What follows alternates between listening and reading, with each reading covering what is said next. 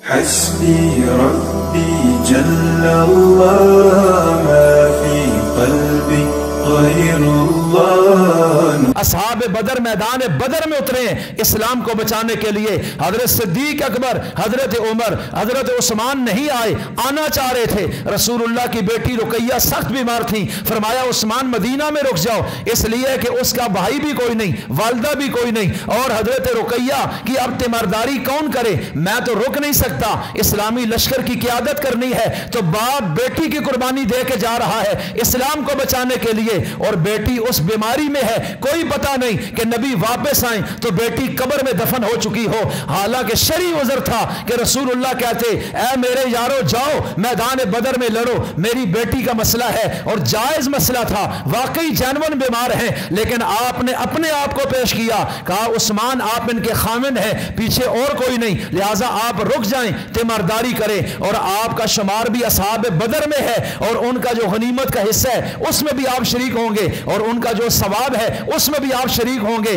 اور عثمان غنی مدینہ رکے، اور جس دن میدان بدر میں 17 ہجری میں مسلمانوں کو فتح ملی، اسی دن مدینہ میں رسول اللہ کی بیٹی رقیہ کا انتقال ہوا. اور جب مسلمان مدینہ میں داخل ہوئے، بدر کا جشن مناتے ہوئے، خوشی کا اعلان کرتے ہوئے، سب کی آنکھوں سے آنسو گر پڑے، اس لیے کہ یہ وہی وقت تھا جب رسول اللہ کی بیٹی قبر میں دفن کر دی گئی اور قبر میں مٹی ڈالی جا رہی ہے. تو وہ خوشی غم میں بدل گئی، اور رسول اللہ سیدھی اپنی بیٹی کے قبر پہ آ کے کھڑے ہوئے. تو میں عرض کیا کرنا چاہتا ہوں، اسلام سب چیزوں سے مقدم ہے. اللہ نے آپ کو اسلام دیا، مسلمانوں کے گھر پیدا کیا، شرک سے پیدائشی طور پر اللہ نے آپ کو بری کیا، اس لیے اس قیمت کو سمجھیں. آپ چند پیسوں کی خاطر اپنا ایمان نہ بیچیں، جھوٹ بول کر ایمان کو داغدار نہ کریں. اور یہ صحابہ 313 مقابلے میں 1000 کافر کھڑے، اور وہ پورے اسلحے اور شراب اور طوائفوں کے ساتھ میدان میں اترا ہے. اور ادھر صحابہ ہیں 313، ان کے کپڑے بھی جسم پر پورے نہیں، غربت ہی غربت ہے، اور ان کے پاس صرف 3 گھوڑے یا 2 گھوڑے یا 5 گھوڑے ہیں، اور 70 اونٹ ہیں جن پر یہ سوار ہو کے.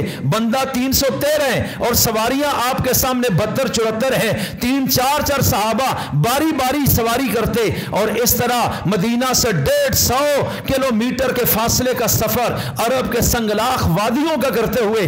رمضان میں روزے بھی 2 ہجری میں فرض ہو چکے ہیں، اور یہ اس کیفیت میں اتنا لمبا سفر کر کے جا رہے ہیں. کیوں جا رہے ہیں؟ کہ جناب کفر سے ٹکرانا ہے. کوئی پتہ نہیں کوئی زندہ واپس آئے یا نہ آئے. سارے اس ذہن کے ساتھ گئے کہ ہم مر کر شہادت لینا چاہتے ہیں، جنت جانا چاہتے ہیں. اپنے گھر والوں کو آخری سلام کر کے نکلے اور میدان بدر میں اترے. اور جب میدان بدر میں گئے، اب اللہ نقشہ کھینچتا ہے، ادھر کافر کھڑے ہیں، ادھر مسلمان کھڑے ہیں، کافر 1000. لیکن میدان میں اترنے سے پہلے اللہ نے اپنے آخری رسول کو ایک خواب دکھایا ہے، اور خواب میں نبی نے کیا دیکھا؟ کافروں کی تعداد تھوڑی سی ہے.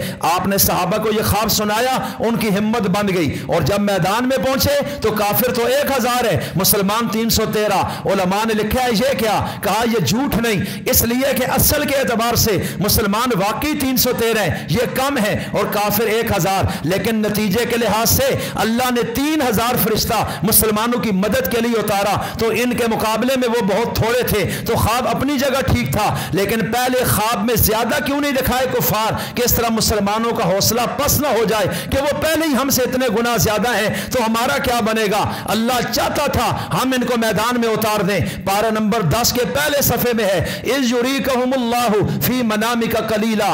اے نبی اللہ نے آپ کی خواب میں ان کو تھوڑا کر کے دکھایا. وَإِذْ يُرِيكُمُوهُمْ إِذِ الْتَقَيْتُمْ فِي أَعْيُنِكُمْ قَلِيلًا. اور کہا جو کافر تھے ان کی نظروں میں اللہ نے تمہیں کم کر کے دکھایا. جب تم میدان میں آمنے سامنے کھڑے تھے انہوں نے کہا یہ تو تھوڑے سے ہیں، ہم ابھی ان کو فارغ کر دیں گے. اور پھر ایک وہ وقت آیا کہ اللہ تعالیٰ نے عین میدان میں ان کافروں کو مسلمانوں کی نظروں میں بھی کم کر کے دکھا دیا. تھے وہ زیادہ، ان کو کم نظر آ رہے تھے. لیکن پھر ایک وہ وقت آیا جب انہوں نے ان کی اصل تعداد کو دیکھا، ان کے اندر تھوڑا سا خوف آیا. اب اللہ نے قرآن کریم کی آیتیں اتاری. رسول اللہ سجدے میں تھے، آپ نے دعائیں کی ہیں، اور کیا دعا کی؟ آخری بات کرتا ہوں، اے اللہ تو نے مجھ سے وعدہ کیا تھا اپنی مدد کا، آج आज उसको पूरा कर।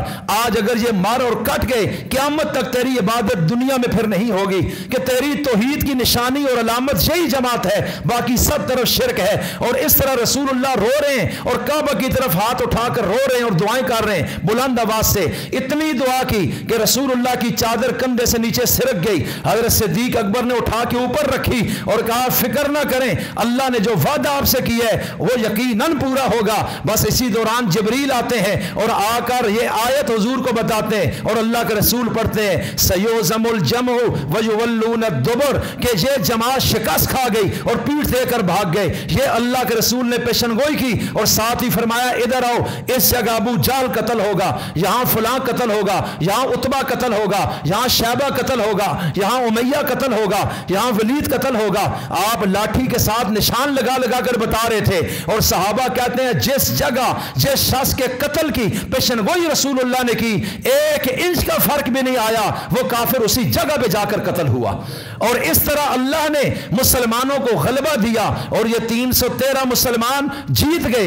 1000 काफिर शिकस्त खा गया, 70 उनके लोग गिरफ्तार हुए, 70 काफिर कत्ल हो गए, बाकी मैदान से भागे, माल गनीमत मुसलमानों को फतह में मिल गया और 14 मुसलमान शहीद हुए, बाकी सबको अल्लाह ने फाते बना दिया। और यह पहला मार्का था। अल्लाह सूरह आल इमरान में कहते हैं, लक़द नसरकुमुल्लाहु फी बदर व अंतुम अज़िल्ला, अल्लाह ने तुम्हारी मदद की है बदर के मैदान में जबकि तुम कमजोर थे और थोड़े थे। फत्तकुल्लाह लअल्लकुम तशकुरून, अल्लाह से डरते रहो ताकि तुम शुक्रगुजार बन जाओ।